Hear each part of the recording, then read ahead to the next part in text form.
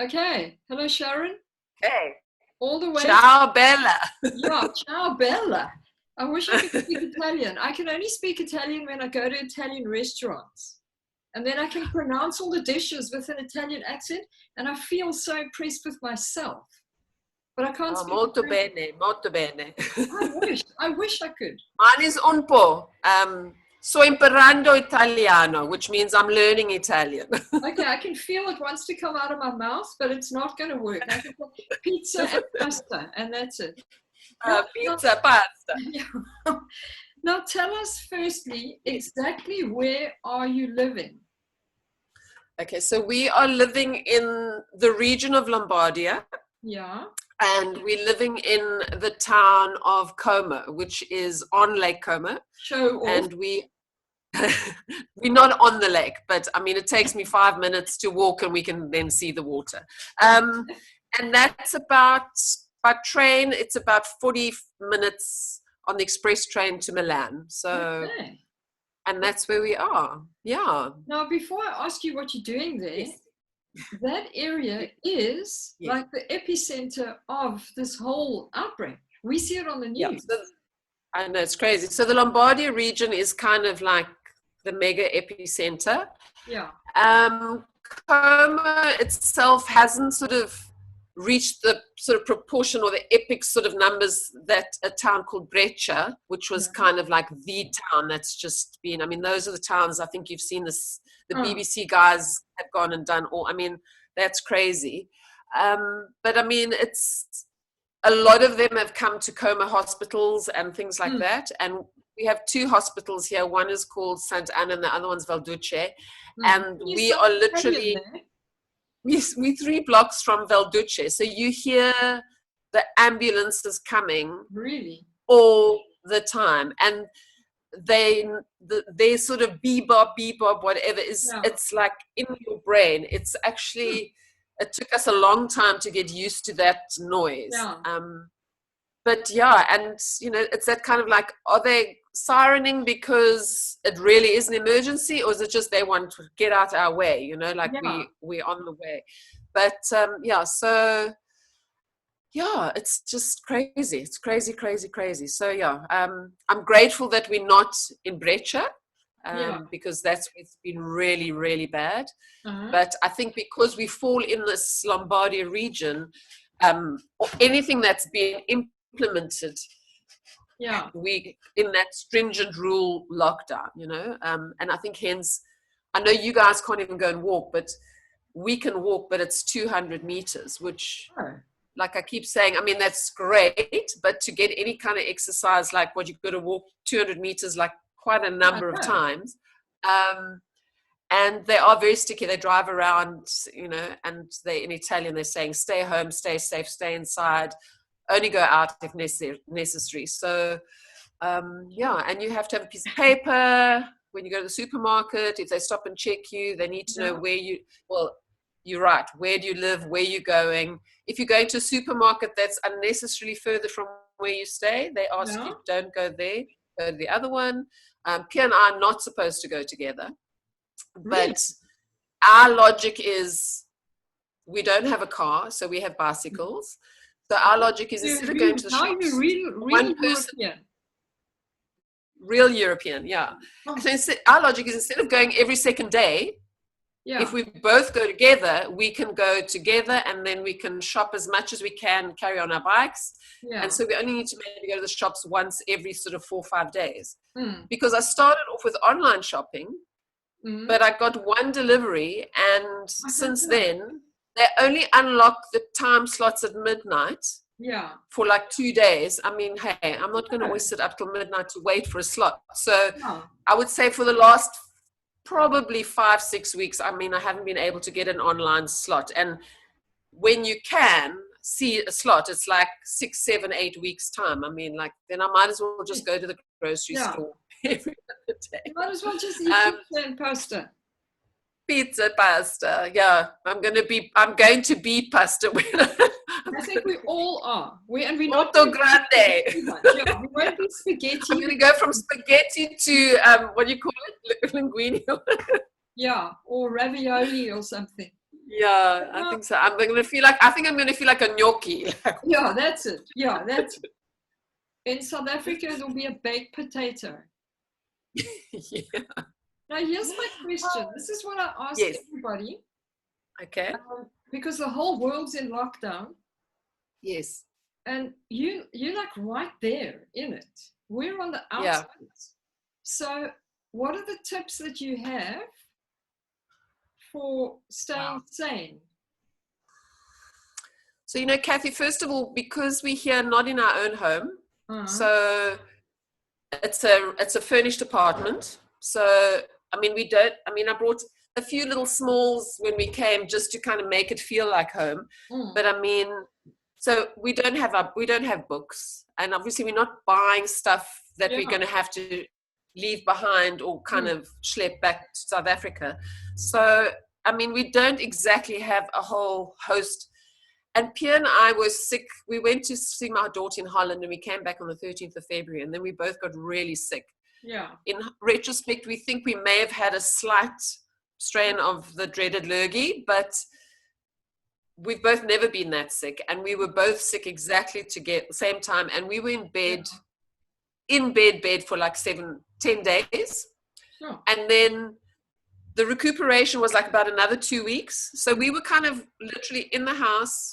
That was when I got my online groceries for 3 weeks straight, feeling awful. And then we had a weekend, and we were both kind of feeling quite sort of, okay, we're human again. And by then they'd already had the restaurants had to close at 6 p.m. And the schools were closed and no big events. But other than that, life was still happening. Yeah. So we jumped on the ferry on the Sunday. We went up to the little town of Chernobyl. We had lunch on the lake. We came back Monday. We went and paid our lights and water and gas and phone contracts. Came back, had a coffee at a little coffee shop. All fantastic. Monday night, Conte, the Prime Minister, okay, everything's in lockdown from midnight tonight. No warning to kind of, oh, okay, let me go buy some puzzles or some art, some paints and paper, and so nothing. So, and then of course every shop is closed. That's it. Boom. So supermarkets, pharmacies, that's it. And so initially, you're kind of busy and you clean and cook and, but then when you start going into like, week 2, you're like, okay, now what? Yeah. So I've been like watching you. I've been doing some webinars on like creative thinking or creative, like if you start a business, how best to brand your business. I don't know if maybe I'm going to be starting a business. I'm following a girl on Instagram. She sort of identifies all these beautiful like people who have bought chateaus in Provence and renovated, and they either live there or they're guest houses. So like when she has a meeting, so I've been following some interesting people, playing online Scrabble, really? building puzzles online, reading books online, and then sort of rediscovering. Actually, I actually don't mind cooking and baking. So I've just got back into sort of cooking and baking because I'll be honest, being here, we would sort of do breakfast at home, and then sometimes we would just go out late in the afternoon, early evening for an aperitivo or like a dinner, and then that was it. Not every night. Yeah, well, I did see some photographs. And but then it's like, okay, now I have to cook. Yeah. And I feel like I haven't cooked and cleaned house so much for a very long time. Everybody's saying the same. Yeah. But, Cathi, I think it really is, for me, it's about state of mind. Yeah. I think in life, if there are things that you can affect and change by your sort of your actions, great. But when there are things like this that are completely out of your control, beyond our sphere of, managing to actually stop the COVID virus, and you in the situation where the law is and the government is telling you this, yes, you have like days. I've had days where it's just like a tearful day, or a day where it's just like a climb the wall frustrating day. And I am a super relational person. I like to be with people and talk to people and be out and but I also enjoy being on my own and being at home and being with Pierre. And so it's a little bit less about not being with people. It's actually being confined inside and not being allowed to just go out and walk and be physical and, you know, be in the sun and etc. Yeah. So yeah, I'm just grateful for Pierre. We start our day off every day, quiet time. You know, we read the word, we pray, we sort of just pray into the day.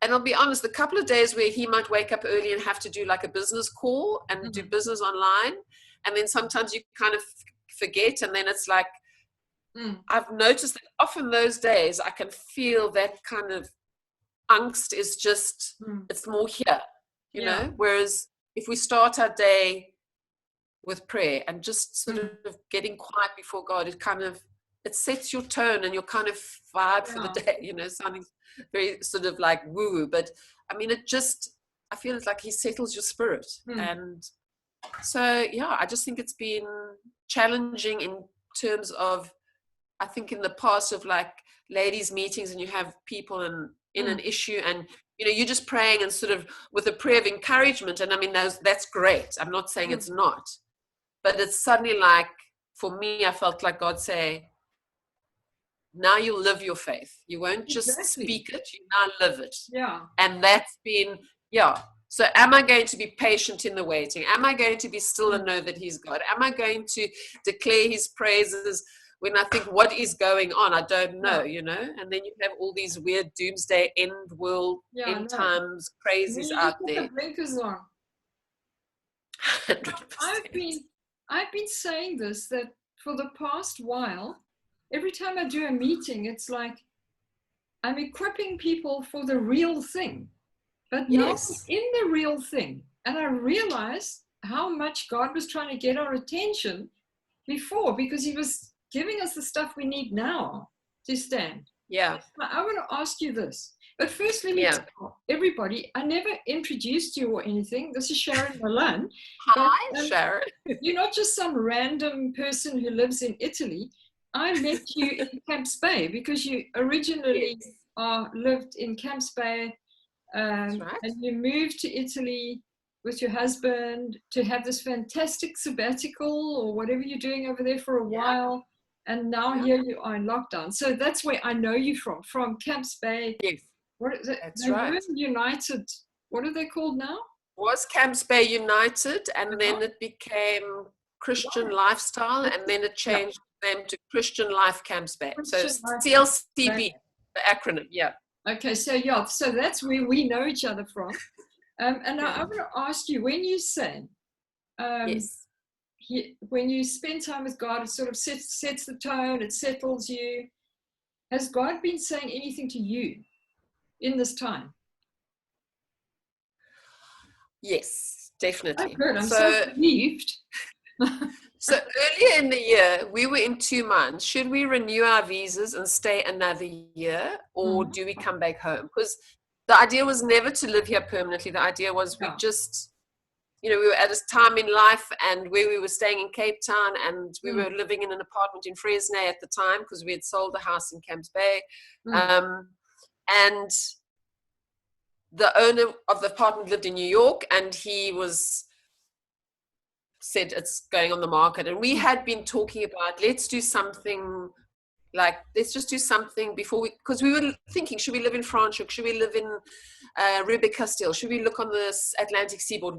And nothing that we looked at or felt we wanted to do, we didn't have a peace in our hearts.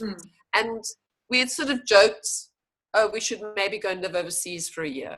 And of course, you know, all our friends and family just thought we were complete crazies. Like, how are you going to leave the job? And Pierre's business is like online. So, and my son works with him. And so he stayed and managed. But this is now my answer to your question, long answer to the question. So, I mean, we kind of prayed and waited on God for almost 2 years before we actually took the plunge. And it was when we were waiting on certain things. And when our landlord said he had an offer on the apartment, we kind of just had that sense of peace. We were like, let's do this now. And we just said, if everything that they asked for, because we couldn't get work visas, but all the things we had to put into place, if those all went through at the consulate, we would say, right, it's a go. And it was. So, and then we found ourselves here. So in this waiting of like, it was never like to stay long, it was just for the year, but came here and fell in love with the way of life, the European lifestyle. I mean, I love the walking, the cycling, the catching the bus, the catching the train. I love shopping at the shops on the street and not in big malls. And we just fell in love, and we're just like, oh, wow, to have to go back. You kind of, we joked, we said, yeah, you see, we should never come for a year. We should just come for 3 months, because now you've kind of formed a relationship with it. Anyway, and should we go? Anyway, we prayed, and we kind of almost like set a fleece out, and we wanted to sort of feel what would be the right thing. And we were stressing so much about it. I dream all the time, and not just godly dreams, like super. I mean, when I tell Pierre's just like random weird movie stuff. Like, I don't know. And we've married 35 years. He's had 2 dreams that he can remember. What? Both of them, and both of them were God speaking to him dreams. Sure. That's it. So he woke up and he said to me, he didn't tell me in the night. In the morning we woke up and he said to me, he says, I woke up and he said, I had such chest pains. He said, I thought I might be having a heart attack. He said, I wasn't sure what was going on. He said, I got up and he took like half a Disprin, and he was panicking, and he was debating, should he wake me up or not? Anyway, long story.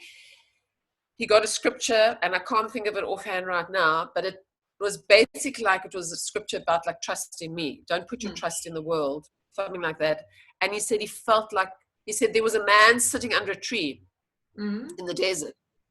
And Pierre was in the desert, and when he approached, he said to Pierre, your focus is on not the right thing. You need to actually take your eyes off the world, and you need to put your full focus on me. Now is the time. Gee. He said, there's no delay. Now is the time. Look at me for your everything. And stop looking at everything around you. Anyway, told me that, and he just said, we believe. It's not like we don't believe, but it's so easy to fall into a way of life where, and I think for Pierre, who's never worked for a company since he was 20, has always done his own thing. I think it's very easy to fall into that self-reliance and just you're praying and trusting God for everything, but I think it's like when we say like familiarity breeds contempt, and you get too comfortable with your circumstance and like what you're doing, and like, that thing, praise God in the good and the bad. And I think sometimes we don't praise him and thank him enough in the good times and acknowledge all his goodness. And so, and so I feel, so he sort of said that, like, we must trust in him. And that, I think, and we do, but it kind of just almost cemented more. Keep your focus. We're worrying so much about, should we live in Italy? Should we go back home? What will we do about, and when you start all that kind of, you have to think practically, obviously, but when you start getting so obsessed about a decision that, maybe God doesn't, unless it's kind of like a Paul to Saul kind of moment, he doesn't care maybe where you live, as long as you worship him, as long as you follow him, as long as you're fulfilling your purpose and living in his will, and just, unless he has spoken practically, particularly go live here, or someone speaks a word and says God's calling you to wherever, and so that just started a whole thing. And for me in this time, I feel like God's been saying it's a season of awareness. And Cathi, I think an awareness in everything. I think awareness of where the world's at, where we're at in our life, what we want to do, how we want to go forward. And it's crazy to think that you can be a believer for so long and still sometimes question, what's my purpose? Like, what am I doing? Like, where am I going? Like, why? And I feel like, Tammy. And Tam is like, and I've said to her, I've like, sometimes I'm jealous of her, but not jealous in a bad way. Like, she knows exactly what her purpose is, studying the word and teaching it. And we're talking no about doubt. Tammy in Camps Bay now, eh? Yes. Because I know. And for me, I feel like I'm a licorice all sort. I feel like sometimes I'm the 100,000, sometimes I'm the triple one, sometimes I'm the round one. Like, and maybe that is my purpose, is to be more than just one specific thing and fit in where necessary. And so your purpose is to be a licorice all sort. And I hate licorice. Oh, that's the only sweet. Maybe like a quality street. Yeah. You know, I'm a different quality street. That's a better one. Okay. And so I really feel it's about a season of awareness, and not like anything heavy, but it's more about aware of just, you know, how you speak, how you live how you living out your faith every day, and knowing who you are and not always it's like, what's my purpose? Because like often like Pierre and I will have this thing of like, sometimes I think we focus so much on this big word. It seems like such a big word. What's your purpose? And then I said, you know, our purpose is every day for me. Like until God maybe specifically says, you know, Sharon or Pierre, this is something else. It's to be a good wife, a good mother, a good friend, a good whoever you connect with, in the way you talk and the way you live your life, that's the living test. That's your purpose. I think that's, you know, loving people, you know, loving on people. That's the biggest one. Yeah. And, you know, within that, I believe God, as we press in and we seek him, and you have a dream or a vision or you desiring something, he's going to sort of present that and show you and bear it before you. And so that's where I'm at. And you know, I'm an ideas girl, creative. I've always ideas, you know, my mind's full. I mean, and I've got a list of things like, if I stayed here, what would I do? And it's just bringing all those things before God all the time, you know. I had a thing, an idea and a word that was urban angels, like, and I'm talking like 7, 8 years ago. And it's been like brewing for that amount of time. Like, what is it? How is it? How is it going? What is it supposed to be? How is it going to play out?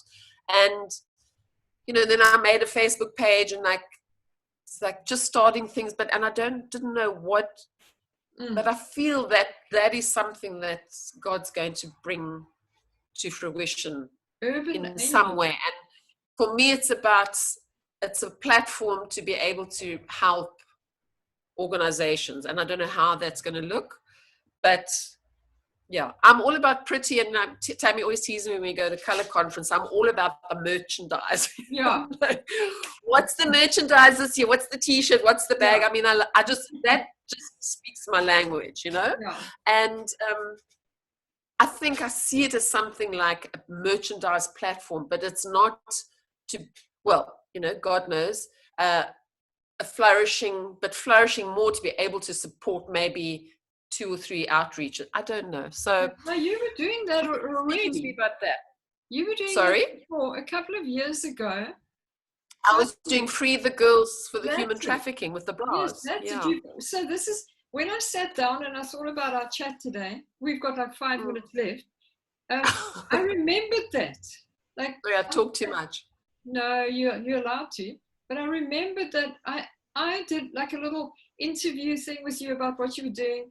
It's amazing. And so you've always, from as far as I remember, for as long as I've known you, you've always had an idea to help other people, to help other people help other people. It's like that's how you think. And when you say that you a little bit of everything and you're creative, that's why you look at someone like Tammy and she knows what she's called to do and she sticks to it. But you've got a whole lot of other different things that you still, like fingers in pies all over the place. That won't be in the box because you're not an in the box kind of person. Now, can I ask you? That's why I joked when you mentioned in one of your chats about crazy the other day. I said, that's you know, license to be crazy.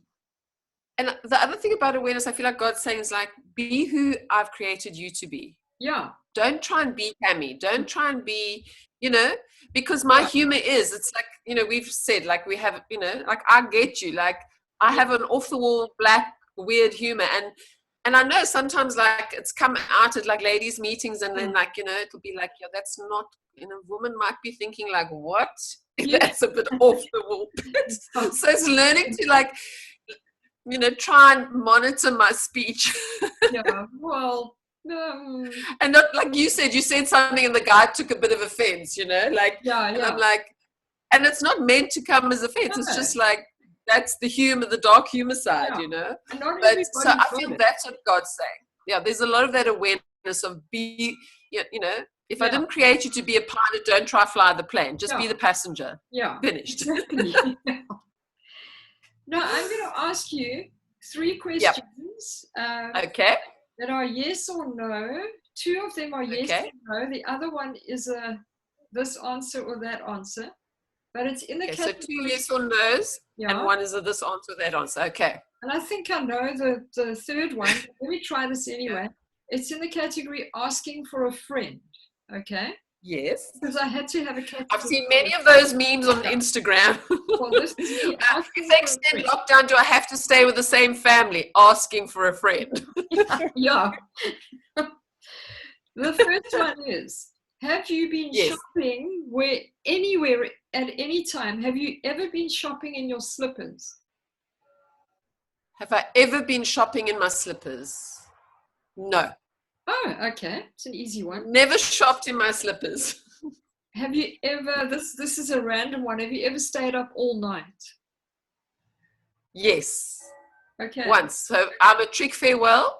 Oh, okay. So it was the trick farewell, and then it was the after party in those days, and then it was it was kind of the trend, or the sort of vibe at the time. You had the dance, you went to someone's house for an after party.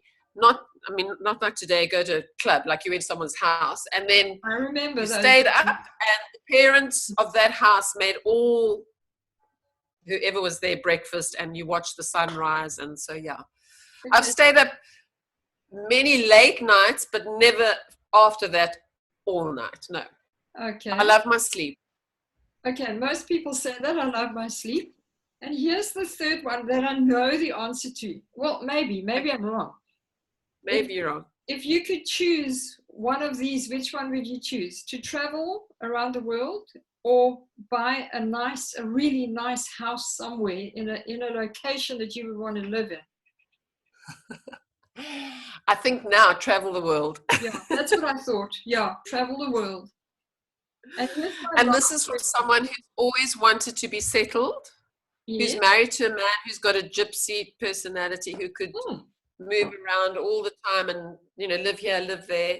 And I would be like, no, I don't want to move from my comfort zone, my friends, my church, my this, my that. And so I think that moving here was it was almost like a release of, like,